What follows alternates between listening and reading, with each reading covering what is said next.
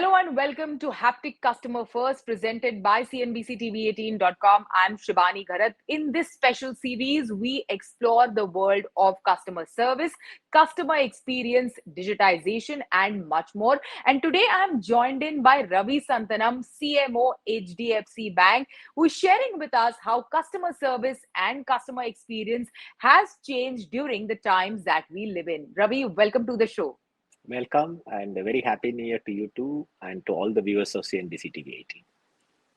Ravi, BFSI is a sector is constantly evolving. Especially, we have seen the evolution over the past 2 years have been extremely aggressive.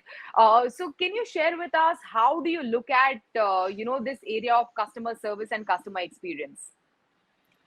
Uh, I want to step back a little bit and see what has happened in the last 20 years. Even in the last 20 years, the evolution of the BFSI space has been very, very, very fast. So from a branch banking to an ATM banking to a phone banking to an internet banking to a mobile banking to a watch banking. And I do expect it to move towards a conversation banking. And very few times in your life you see a seminal event, and sad that the seminal event has been a debilitating event, which actually forces consumers to rethink on what they see and how they want to behave with almost every consumption category. And what we have seen because of this particular pandemic is the ability of consumers to accept and adopt digital as a way of experiencing services across the spectrum has really, really increased. And BFSI, luckily for us, we always were on the forefront of digital earlier also. Now we have suddenly seen a new set of customers who are not willing to earlier come and do something digital. They all want to do everything digital. And it's not only about transaction, it's also about almost all the service queries they have. They want to change address, they want to change anything in their account. Now their expectation is, I want to do everything digital. So you need to be digital first in your thinking, in your way you execute, and make it also easy for customers to figure out and how to do it. And that's a seminal change that we have seen in the last 18 months. Yeah, and also with so many people who are first time on digital or new to digital, there is a lot of hand holding that from a customer service point of view that you have to do for these newer on the digital platform kind of people. So how are you amping up your customer service, or how have you evolved that, keeping this new scenario or new dynamic in mind? Shibani, we were actually extremely lucky because of the fact of our phenomenal branch presence all across the place, and our customers know where is the nearby branch, who to call in the branch. So in addition to the customer care phone banking center, we also have a phenomenal branch presence. And the first and the foremost thing that happened, which is the best thing to happen, is our salespeople took digital as the way to service customers even before the customers could ask for. Earlier, the salespeople were saying that anyway, I'm going to physically meet a customer. Banking requires a KYC, physical, original seen and verified to be done. So I will go ahead and do most of them in the physical process itself. But now that they can't go and meet customers, the salespeople were the first ones to go and take the digital bandwagon very seriously.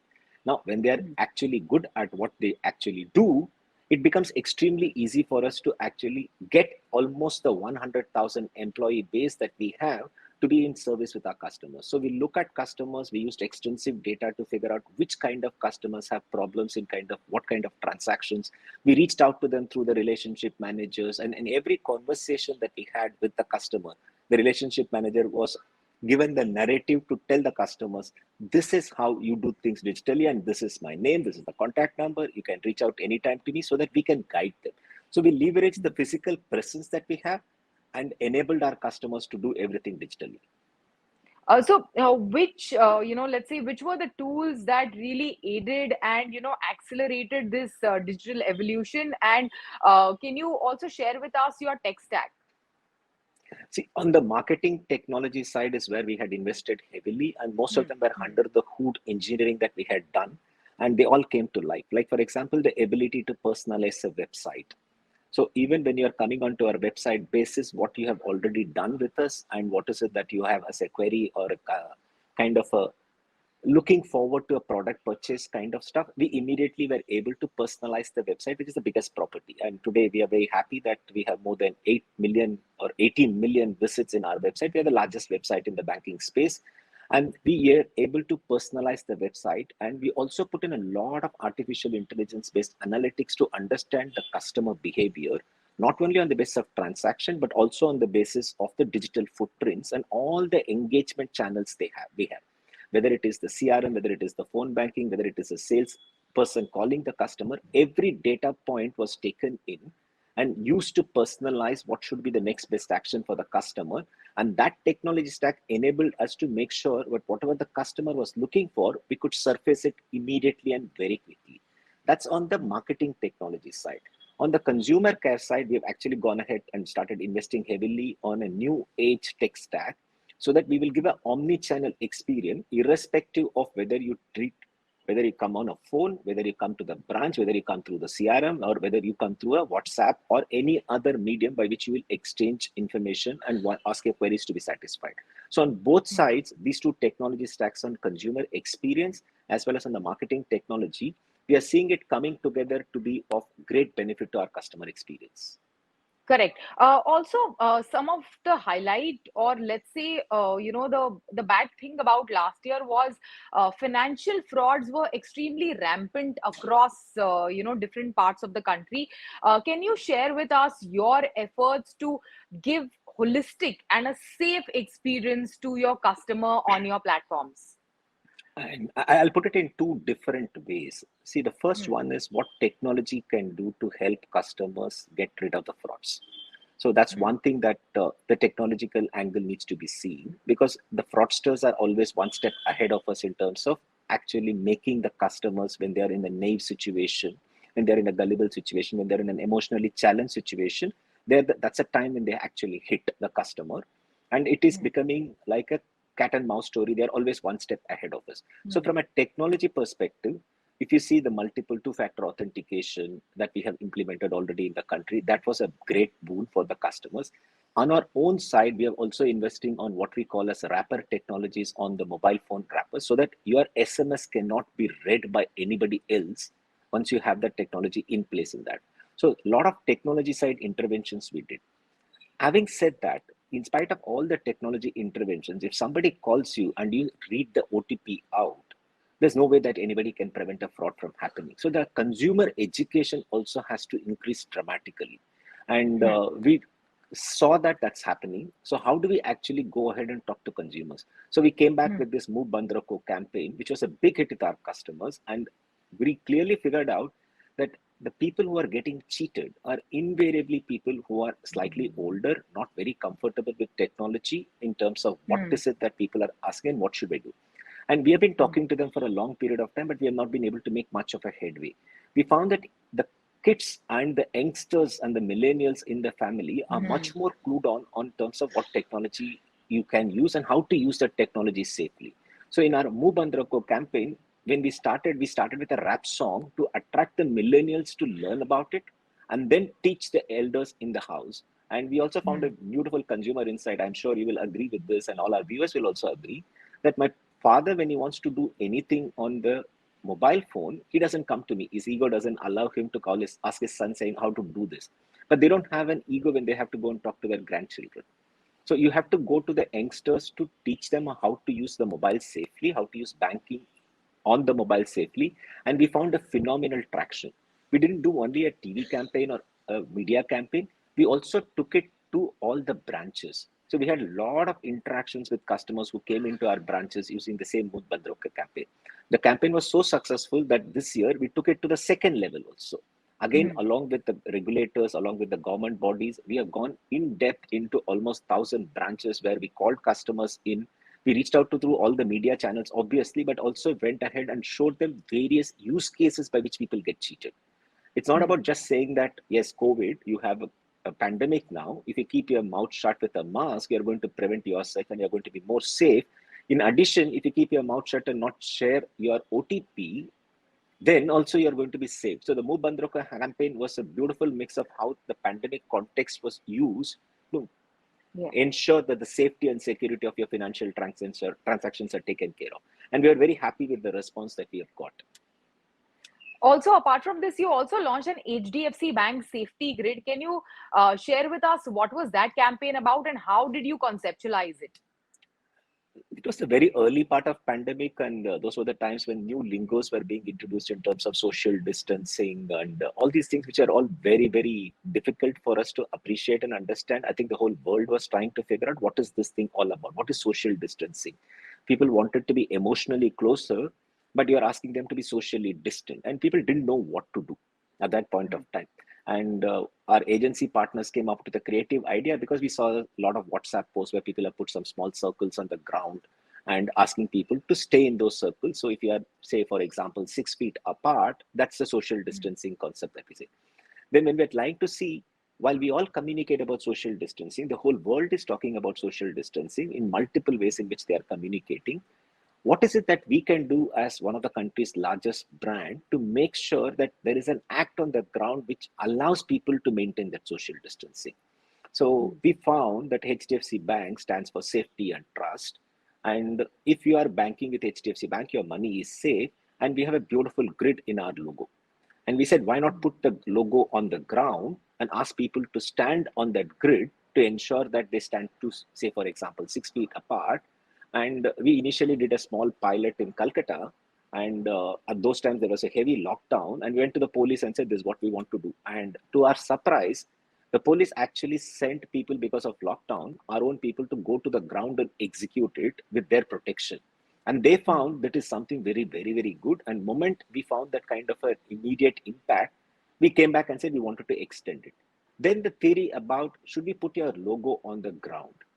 Okay, isn't it so sacrosanct that how can you step on it? And particularly in India, for example, we are very, very particular about all this stuff. There was a big debate. There was a vertical split in the organization of should we or should we not do. And we went with a simple principle. We operate in a society. The society is going through a big crisis at this point of time. And no brand is bigger than the society that it operates in. And if we have to humble ourselves by putting our brand on the ground, and that will ensure our customers and the Indian safety, why not? And so we went ahead and did it. And the kind of recognition and the kind of love that we got from our customers was phenomenal. And we are so happy that by humbling ourselves, if we can serve to the society, it's a great lesson for all of us within the marketing and the branding community, that if you are going to serve society by humbling yourself, society is going to return the favor very, very, very, very quickly. Okay, also share with us, Ravi, how has this entire pandemic shaped the way in which you guys engage and interact with your customers, and which are the trends that are here to stay in the coming days, especially this year? That's a very good question, Shivani. See, customer engagement is actually need to be done in a bank because that's the only way you make money. When you open an account, you don't make money. Only when the engagement is there and you serve the customer right and you're able to satisfy all their needs, then only the balance gets built up. You can sell more products to them, and that's the way the business has been run for the last 25 years. And we have had very typical channels in which we will engage with the customer, branch being the most important. And branch, obviously, a physical presence on the ground gives a huge amount of a trust to a customer in terms of saying, my money is there in this particular branch. Even though the money is not there, it is in the world, or it might be in a digital form, but the physical presence gave a huge amount of trust to the customer. As the things evolved during the pandemic, we found that people cannot come into the branch, and we have to increase our alternate channels, whether it is phone banking, whether it is our telesales relationship VRM. And again, I will say we are extremely lucky. Our strategy was right to create a virtual relationship management channel way almost 4 5 years back. More than 10 million customers are being handled by our virtual relationship manager channel, and they're all sitting and calling the customers, and it's a phone banking and a phone-based conversation with a relationship manager.